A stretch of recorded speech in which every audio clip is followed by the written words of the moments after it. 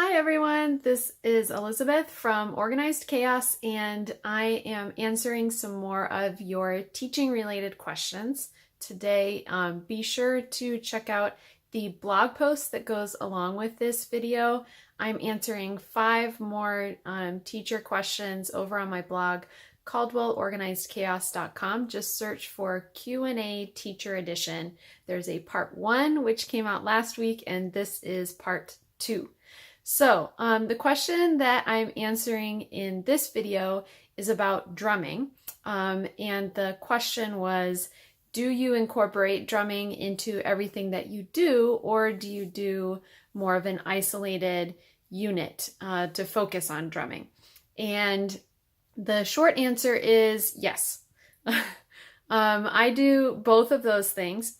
If you saw my my Q&A post and videos last week, I had a sort of similar question about teaching ukulele. So I talked about this a little bit before, but basically for drumming, first of all, I have a set of very small djembes that I got through a couple of Donors Choose projects.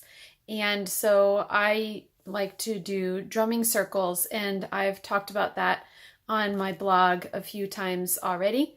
You can search for drum circle on my website to find all of my lesson ideas and my tips for organizing and logistics and things like that.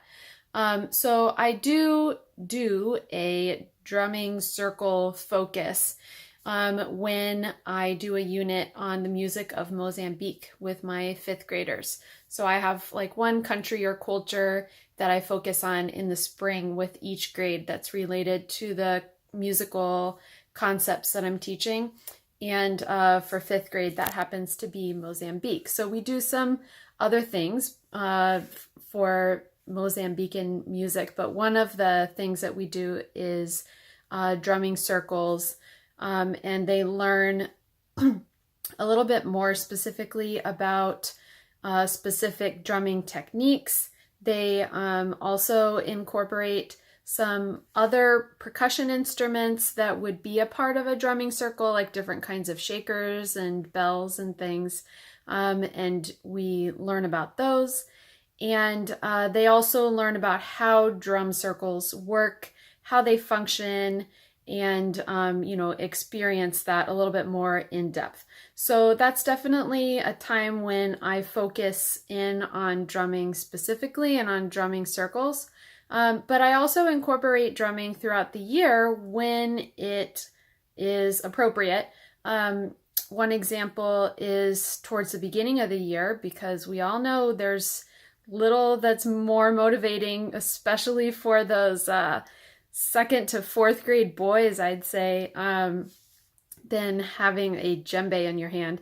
So at the beginning of the year, when we're reviewing the rhythms from previous years, and I'm trying to practice and drill how to speak the rhythms, count them, clap them, I usually go straight into djembes to have them play the rhythms on those instruments. And I teach them in 2nd grade, after they've learned about half notes for the first time, how to roll so that they can, I know it's not the technical term for drumming, but I'm using it that way, for playing long notes on a drum so that they get the similar kind of sustained note effect.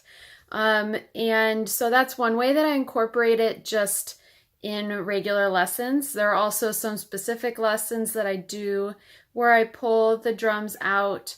Whether that's the kindergarten, I do hand, fingers, thumb, and we do that whole thing on djembes as well. That's the first time that my kindergartners touch a djembe, and a few other things like that. But one other example of ways that I incorporate drumming more in just regular lessons is actually more for a behavior management / relationship building, classroom community building kind of idea. If you go to my blog and search for circles, you'll see that I have recently gotten a lot of extensive training in the last couple years and moved in my classroom management style over to a focus on using circles to teach students about listening, to give each student an opportunity to have their voice be a part of the classroom and have their voice heard on different kinds of topics.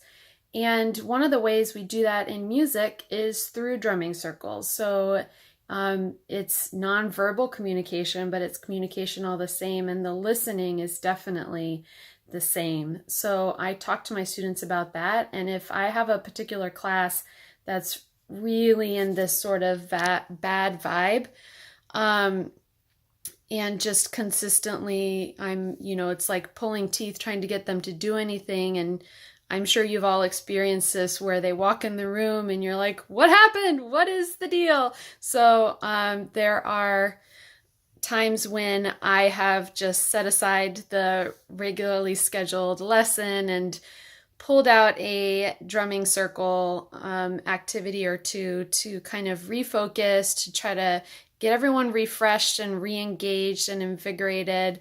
And often that can do the trick to sort of get the class back going in a positive direction and build more of a sense of community.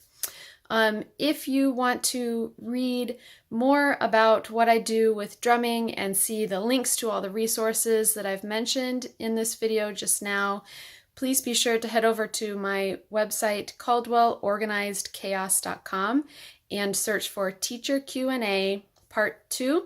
You'll find my answer to this question along with 4 other teacher-related questions in that blog post with all of the links and the written description of my answer.